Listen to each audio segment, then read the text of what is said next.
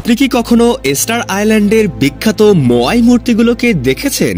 যদি দেখে থাকেন তাহলে হয়তো আপনি ভাবছেন এই মূর্তিগুলোর শুধুমাত্র মাথাটুকুই রয়েছে, কিন্তু সেগুলোকে শুধু মাথা ভাবলে একদম ভুল করবেন। এই বিশাল পাথরের মূর্তিগুলোর এক দারুণ ইতিহাস ও গোপন রহস্য রয়েছে।